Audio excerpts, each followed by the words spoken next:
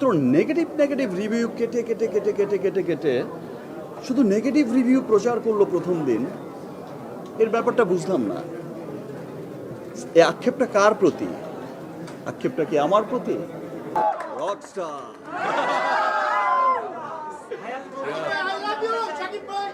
I love you too. প্রথমে একদম জানতে চাই রকস্টারের কনসেপ্টটা বা ভাবনাটা আমরা শুনেছি যে আপনার মাথা থেকে এসেছে। তো এই যে একদমই ভিন্ন জনরার একটা গল্প এবং ভিন্ন ধরনের অবতারে দেখা গেল শাকিব খানকে, এবং শাকিব খানের থেকেই ভাবনাটা এসেছে, আসলে একটু জানতে চাই। Thank you. আপনারা হয়তো দেখে থাকবেন যে কিছু বছর ধরে কারো ভালো লাগুক আর না লাগুক, আমি আমার মতো করে চেষ্টা করে যাই ভিন্ন ভিন্ন ধারার ভিন্ন ভিন্ন গল্প, যতটুকু সম্ভব ওয়ার্ল্ড স্ট্যান্ডার্ড ছবি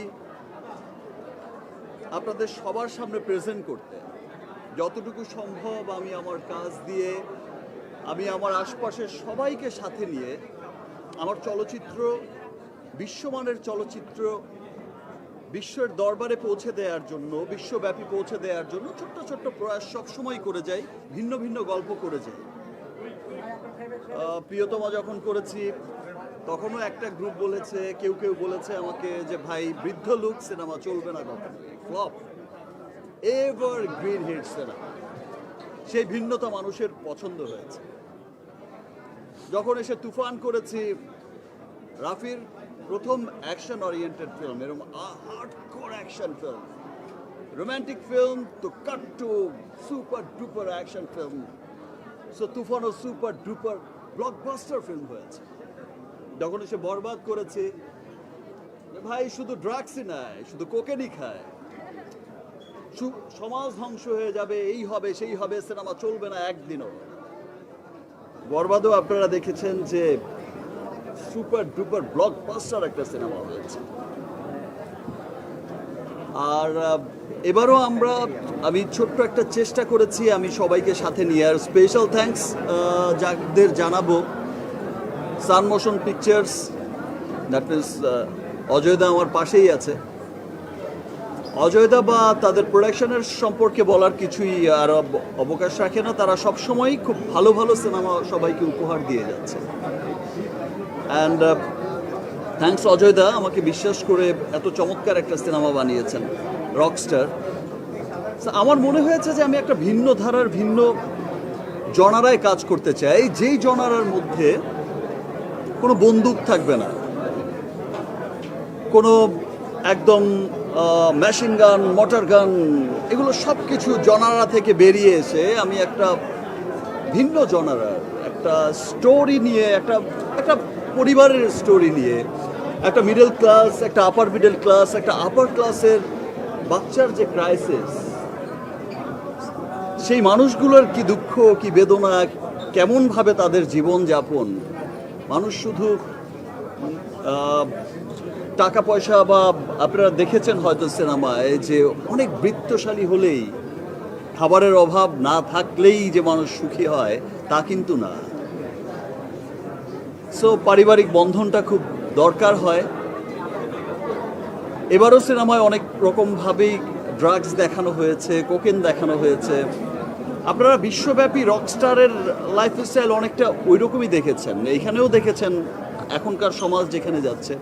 আসলে লাস্ট সিনেমার এই সিনেমায় যারাই বলেছে যে শুধু ড্রাগস দেখানো হয়েছে, কোকেন দেখানো হয়েছে, আমি কোকেন না দেখালে বা ড্রাগস না দেখালে ড্রাগসের যে ক্ষতিকারক প্রভাব, ড্রাগস যে মানুষকে ডিস্ট্রয় করে দেয়, তার ফ্যামিলিকে ডিস্ট্রয় করে দেয়, সমাজকে ধ্বংস করে দেয়, তার জীবন থেকে জীবন কেড়ে নেয়, এই ভালো মন্দের পার্থক্যটা বোঝাবো কিভাবে? ড্রাগসকে দেখিয়েই তো তার ক্ষতিকারক প্রভাবটা বোঝাতে হয়েছে। এই গল্পে এত চমৎকার চমৎকার গান দেখানো হয়েছে, একটা উত্তর দিই তারপরে আবার দিচ্ছি। এত চমৎকার চমৎকার গান শোনানো হয়েছে, এত চমৎকার চমৎকার ভিজুয়াল দেখানো হয়েছে। আমি আসলে এত চমৎকার ভিজুয়ালের সিনেমা, এত পরিচ্ছন্ন সিনেমা আমি আমার ক্যারিয়ারে আর এর আগে দেখিনি কখনো। এটা একটা নতুন জনারার সিনেমা।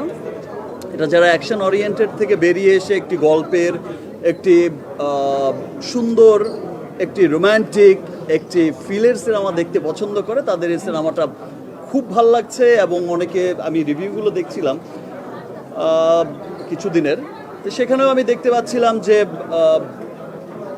তার মধ্যে রিভিউ নিয়ে কথা বলতে একটু আগে বলে নেই যে একজন বিশিষ্ট হল মালিকের রিভিউ আমি দেখলাম, যে এই সিনেমা হল মালিক আক্ষেপ করেই বলছেন, এবং খুব বড় একটা হল তাদের বগুড়ায়, খুব চমৎকার সিনেমা হল করেছে। সো সেই সিনেমা হল মালিক বলছে যে ফার্স্ট ডে ফার্স্ট শো তো কোরবানি ঈদে মহিলারা দেখতে আসে না, কোরবানির ঈদ কোরবানি থাকে। একটা সিনেমায় পজিটিভ নেগেটিভ রিভিউ হয়, শুধুমাত্র নেগেটিভ রিভিউ কেটে কেটে কেটে কেটে কেটে কেটে শুধু নেগেটিভ রিভিউ প্রচার করলো প্রথম দিন। এর ব্যাপারটা বুঝলাম না। এই আক্ষেপটা কার প্রতি? আক্ষেপটা কি আমার প্রতি? এই চক্রান্তটা কার প্রতি? আমার প্রতি? এই চক্রান্তটা কার প্রতি? সান মোশন পিকচারের প্রতি, না রুশোর প্রতি, না আমার অন্যান্য কোনো আর্টিস্টের, আমার নায়িকাদের প্রতি? কার প্রতি আমি বুঝলাম না। নাকি বাংলা সিনেমার প্রতি? নাকি যারা চাইছে যে বাংলা সিনেমার উন্নতি চাইছে না শুধু তাদের, মানে তারা চাইছে, কিছু মহলই চাইছে, স্পষ্ট ক্লিয়ারই হয়ে যায় যে কিছু মহল চাইছে যে বাংলা সিনেমার যেন উন্নতি না হয়, যতটুকু এসেছে তার থেকে যেন আবার পিছিয়ে সেখানেই চলে যায়, আর যেন নতুন ধারার কোনো গল্প সৃষ্টি না হয়, আবার যেন একই ধারার গল্প বলতে বলতে বলতে বলতে এক সময় বলে যে বাংলা সিনেমা তো শুধু এই, আর তো কিছু দেখি না, শুধু মোটর গান, মেশিন গান, মারামারিও হবে, সব ধরনের সিনেমা হবে। তাই বলে যে নিটল প্রেমের গল্পের সিনেমা হবে না সেটা তো না, তাই বলে যে মধ্যবিত্ত আপার ক্লাসের গল্প হবে না তাও, সেটাও তো না।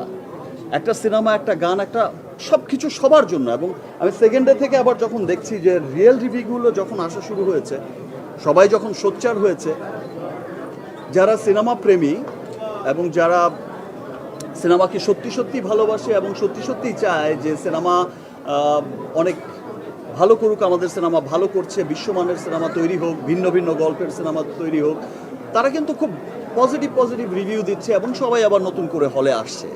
তো সেই বিষয়টাকে আমি অনেক সাধুবাদ জানাচ্ছি, সবাইকে অনেক অনেক ধন্যবাদ। আর